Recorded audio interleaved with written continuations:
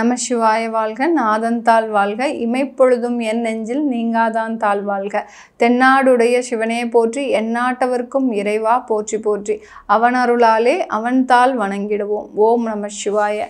நான் உங்கள் ஆஸ்ட்ரோ பூர்ணா. இன்னைக்கு நம்ம செவ்வாய் பெயர்ச்சி, அதாவது செவ்வாய் பகவான் அக்டோபர் மாதம் 21ஆம் தேதி, அதாவது 21ஆம் தேதி அக்டோபர் மாதத்தில் மிதுன ராசியிலிருந்து கடக ராசிக்கு பெயர்ச்சி ஆகிறார்.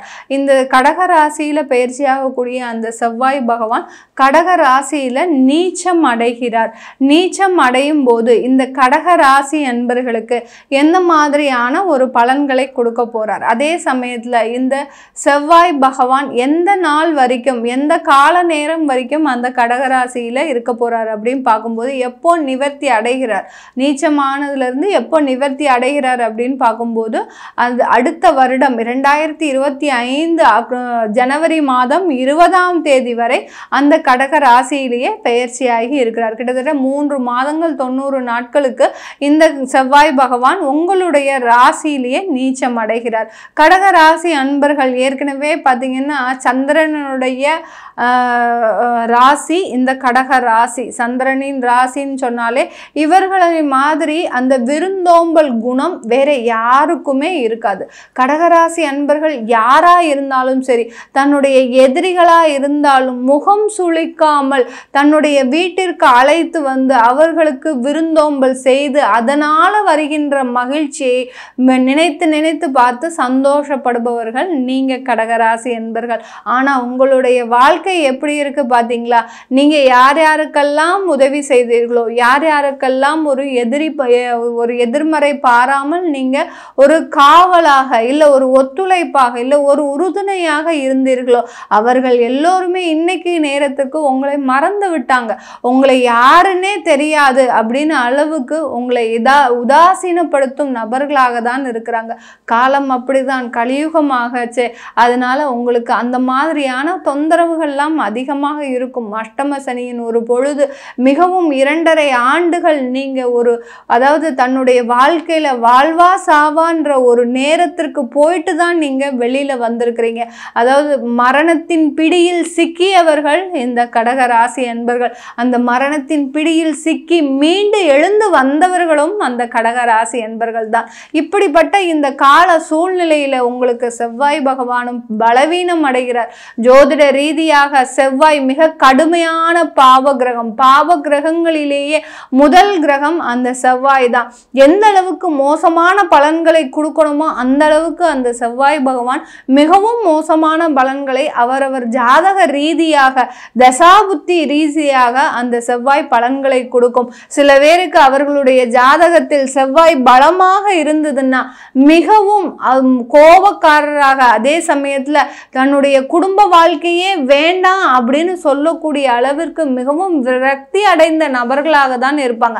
அந்த அளவுக்கு அந்த செவ்வாய் குடும்ப வாழ்க்கையில மிகவும் ஈடுபாடு காட்டாமல் இருக்கக்கூடிய ஒரு நிலையை தான் தரும். சில பேருக்கு மறைவு ஸ்தானத்துல போயிடுச்சு செவ்வாய். பார்த்தீங்கன்னா 6, 8, 12 இந்த மாதிரியான இடத்துல அந்த செவ்வாய் மறைவா போயிட்டாருன்னா கண்டிப்பாக இவர்களுக்கு அந்த திசாபுத்தி நடக்கும்போது மிக அதிகமான கடன்களோ, சொத்து சம்பந்தமான கழுத்தை நெரிக்கும் அளவிற்கு கடன்களோ, தேவையில்லாத அவமானங்களோ, குடும்பம் ரீதியாக மிக அதிகமான கொடுமைகளையும் மிக அதிகமான அவமானங்களையும் அசிங்கங்களையும் சந்திப்பதற்கு மிக முக்கிய காரணியாக தான் அந்த செவ்வாய் பகவான் அந்த பாவ கிரகம் செயல்பட போகுது. இந்த பாவ கிரகம் இப்போ பலவீனம் ஆயாச்சு. அப்படி இருக்கும்போது இந்த கடக ராசி அன்பர்களுக்கு இந்த காலகட்டத்தில் மிகவும் ஒரு அருமையான ஒரு மாதமாக இருக்க போகுது. 3 மாதங்கள் மிகவும் அருமையான மாதங்கள். ஏன் அப்படி சொல்றேன் அப்படிங்கும்போது, உங்களுக்கு செவ்வாய் காலபுருஷனுக்கு எந்த ஒரு ஸ்தான அதிபதி அப்படின்றத பார்க்கணும். கடகராசி என்பர்களுக்கு பூர்வ புண்ணிய ஸ்தானாதிபதி, அடுத்து கர்மஸ்தானாதிபதி, தொழில்காரகனுக்கு உரியவர் அந்த செவ்வாய் பகவான். கடகராசி என்பர்கள் இந்த செவ்வாய் பகவானின் செவ்வாயினுடைய சஞ்சாரத்தினாலேயே மிக அதிகமான தொழில் சம்பந்தமான விரயங்களை கடந்த காலத்துல நீங்க சந்திச்சிருப்பீங்க.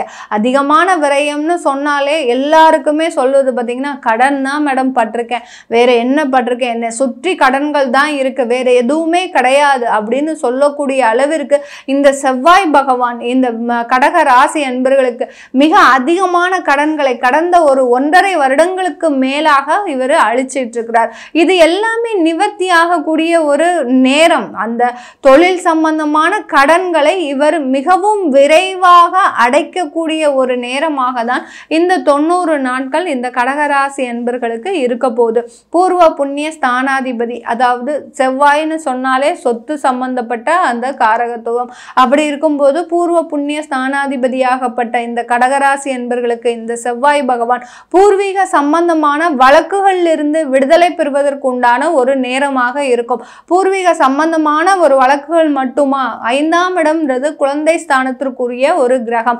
அப்போ அப்படி இருக்கும்போது நிறைய கடகராசி அன்பர்களுக்கு கடந்த காலத்துலலாம் குழந்தை பேருக்காக நிறைய ஒரு பிரயத்தனங்கள் எடுத்துக்கிட்டே இருந்திருப்பீங்க. அந்த செவ்வாய் பாவ கிரகம் உங்களுக்கு அந்த குழந்தையை கொடுக்க விடாமல் மிகவும் ஒரு நிறைய அலக்களிச்சல்களை, நிறைய ஒரு ஏமாற்றத்தை தான் கொடுத்திருப்பார். இப்ப அந்த கிரகமே பலவீனம் அடைவதனால கண்டிப்பாக மருத்துவ ரீதியாக மருத்துவ ஆலோசனையின் பேரில் உங்களுக்கு இந்த 3 மாதத்திற்குள்ளாக ஒரு குழந்தை பாக்கியம் கிடைப்பதற்கு உண்டான ஒரு சாதகமான ஒரு மாதமாக இருக்க போது இந்த கடக ராசி அன்பர்களுக்கு. குடும்பம் சம்பந்தமாக நம்ம கேட்கும் போது இந்த கடக ராசி அன்பர்களுக்கு, ஏன்னா குடும்பம் ரீதியாக தான் நிறைய ஒரு சட்ட வழக்குகளை சந்திச்சிட்டு இருக்கிறீங்க. நிறைய பேர் பார்த்தீங்கன்னா உங்களுக்கு கடக லக்னமா இருப்பீங்க, அங்கேயே செவ்வாய் நீச்சமாகவும் இருப்பார். அப்படி இருக்கும்போது அந்த குடும்பம் ரீதியாக நீங்க பட்ட பாடு பார்த்தீங்கன்னா கொஞ்சம் நஞ்சம் கிடையாது.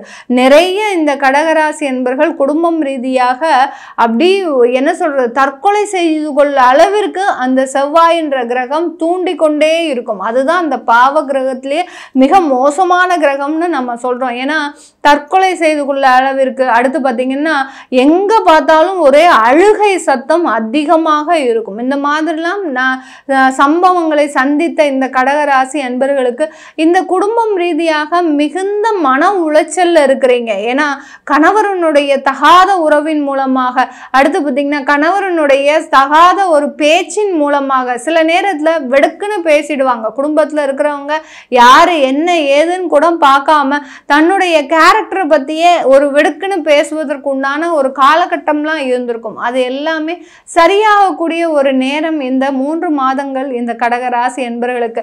சில கடகராசி என்பர்களுக்கு இந்த காலகட்டத்தில் விபத்துக்கள் அதிகமாக அடைவதற்கு உண்டான ஒரு நேரம்.